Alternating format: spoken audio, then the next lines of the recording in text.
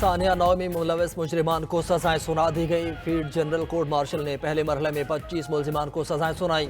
سزائیں تمام شواہد کی جانچ پڑتال اور مناسب قانونی کارروائی کے بعد سنائی گئیں۔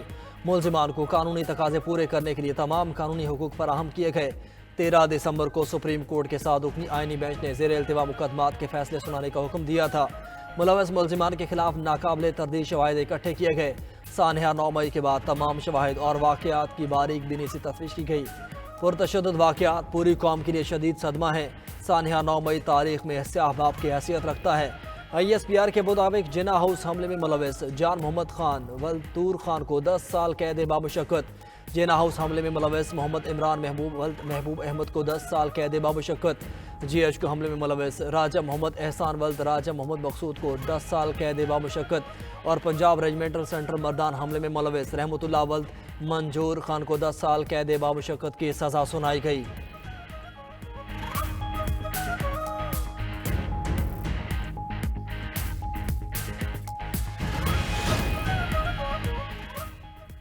PAF بیس میاں والی حملے میں ملوث انور خان ولد محمد خان کو 10 سال قید بامشقت کی سزا۔ بنو کینٹ حملے میں ملوث محمد آفاق خان ولد M اشفاق خان کو 9 سال قید بامشقت کی سزا کاٹنا ہوگی۔ چکدرہ کلا حملے میں ملوث داؤد خان ولد امیر زیب کو 7 سال قید بامشقت۔ جناح ہاؤس حملے میں ملوث فہیم حیدر ولد فاروق حیدر کو 6 سال قید بامشقت کی سزا سنائی گئی۔ ملتان کینٹ چیک پوسٹ حملے میں ملوث زاہد خان ولد محمد خان کو 4 سال قید بامشقت۔ پنجاب ریجمنٹل سینٹر مردان حملے میں ملوث یاسر نواز ولد امیر نواز خان کو 2 سال قید بامشقت۔ جناح ہاؤس حملے میں ملوث عبدالہادی ولد عبدالقیوم کو 10 سال قید بامشقت کی سزا ہوئی۔ جناح ہاؤس حملے میں ملوث علی شان ولد نور محمد کو 10 سال قید بامشقت۔ جناح ہاؤس حملے میں ملوث داؤد خان ولد شاد خان کو 10 سال قید بامشقت۔ GHQ حملے میں ملوث عمر فاروق ولد محمد صابر کو 10 سال قید بامشقت کی سزا سنائی گئی۔ 9 مئی کی دیگر مجرمان میں PAF بیس میاں والی حملے میں ملوث بابر جمال ولد محمد اجمل خان کو 10 سال قید بامشقت۔ جناح ہاؤس حملے میں ملوث محمد حاشر خان ولد طاہر بشیر کو 6 سال قید بامشقت کی سزا۔ جناح ہاؤس حملے میں ملوث محمد عاشق خان ولد نصیب خان کو 4 سال قید بامشقت۔ ملتان کینٹ چیک پوسٹ حملے میں ملوث خرم شہزاد ولد لیاقت علی کو 3 سال قید بامشقت۔ جناح ہاؤس حملے میں ملوث محمد بلال ولد منظور حسین کو 2 سال قید بامشقت کاٹنا ہوگی۔ پنجاب ریجمنٹل سینٹر مردان حملے میں ملوث سعید عالم ولد معاذ اللہ خان کو 2 سال قید بامشقت۔ ISI آفس فیصل آباد حملے میں ملوث لائق احمد ولد منظور احمد کو 2 سال قید بامشقت کی سزا۔ جناح ہاؤس حملے میں ملوث علی افتخار ولد افتخار احمد کو 10 سال قید بامشقت۔ جناح ہاؤس حملے میں ملوث ضیاء الرحمان ولد اعظم خورشید کو 10 سال قید بامشقت۔ پنجاب ریجمنٹل سینٹر مردان حملے میں ملوث عدنان احمد ولد شیر محمد کو 10 سال قید بامشقت کاٹنا ہوگی۔ پنجاب ریجمنٹل سینٹر مردان حملے میں ملوث شاکر اللہ ولد انور شاہ کو 10 سال قید بامشقت ہوئی۔ دیگر ملزمان کی سزاؤں کا اعلان بھی قانونی عمل مکمل ہوتے ہی کر دیا جائے گا۔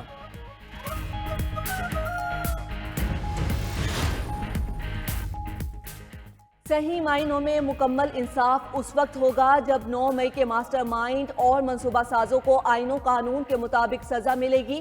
ISPR نے واضح کر دیا۔ ISPR کے مطابق کسی کو بھی سیاسی دہشت گردی کے ذریعے اپنی مرضی دوسروں پر مسلط کرنے کی اجازت نہیں دی جا سکتی۔ 9 مئی کے واقعات میں مکمل انصاف مہیا کر کے ریاستی عملداری کو یقینی بنایا جائے گا۔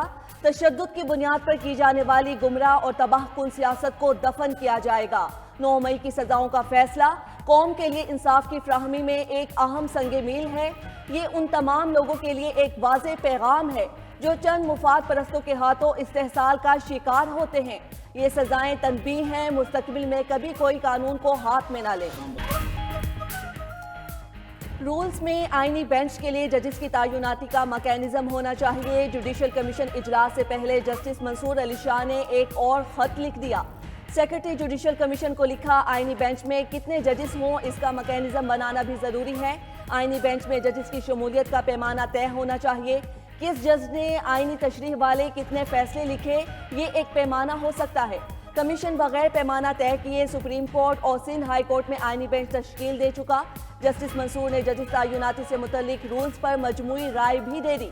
ججز کی تعیناتی میں انٹیلیجنس ایجنسی سے رپورٹ لینے کی مخالفت۔ خط میں مزید لکھا، انٹیلیجنس ایجنسی کو کردار دیا گیا تو اس کا غلط استعمال ہو سکتا ہے۔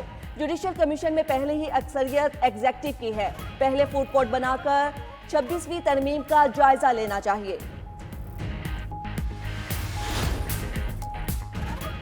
بشریٰ بی بی کی 32 مقدمات میں 13 جنوری تک عبوری ضمانت منظور۔ سابق خاتون اول نے 9 مئی سمیت احتجاج کے تمام مقدمات میں سرنڈر کر دیا۔ بشریٰ بی بی انسداد دہشت گردی عدالت راولپنڈی میں پیش، مزید 10 مقدمات میں ضمانت قبل از گرفتاری دائر کر دی۔ بشریٰ بی بی کے خلاف 26 نومبر سے متعلق 32 مقدمات درج ہیں۔ عدالت کے تمام مقدمات میں تفتیشی افسران کو نوٹس آئندہ سماعت پر ریکارڈ طلب کر لیا۔ بانی پی ٹی آئی اور بشریٰ بی بی کے خلاف توشیخانہ کیس کی سماعت بھی آج شیڈیول۔ استغاثہ کے گواہوں کی اشاعتیں قلم بند کی جائیں گی۔ بانی چیئرمین سمیت دیگر رہنماؤں کے خلاف GHQ حملہ کیس کی سماعت بھی آج ہوگی۔ کیس میں نامزد مزید 6 ملزمان پر فرد جرم عائد کیے جانے کا امکان۔ کیس میں اب تک مجموعی طور پر 113 ملزمان پر فرد جرم عائد ہو چکی ہے۔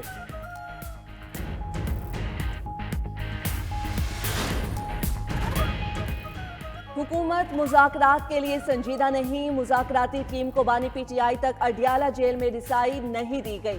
اپوزیشن لیڈر عمر ایوب کی اسلام آباد میں میڈیا سے گفتگو، کہا بانی پی ٹی آئی نے مذاکراتی ٹیم بنائی ہے۔ مذاکراتی ٹیم اس لیے بنائی کل کوئی یہ نہ کہے مذاکراتی ٹیم نہیں بنائی۔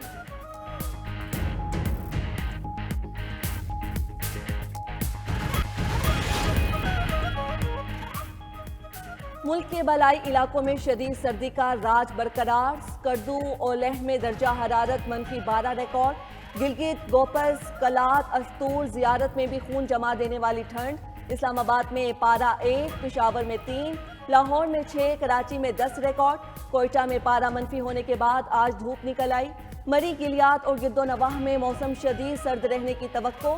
لاہور، گجرانوالہ، فیصل آباد اور دیگر شہروں میں صبح کے اوقات میں دھند چھائی رہی۔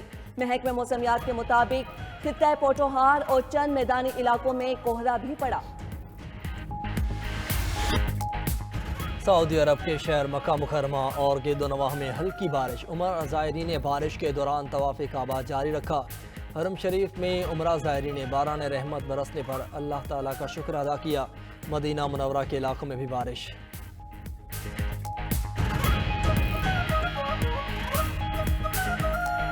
ذہانت والے انسانوں کی نوکریاں کھانے لگی۔ ٹیکنالوجی کمپنی گوگل نے ایک بار پھر بڑی تعداد میں ملازمین کو نوکری سے فارغ کر دیا۔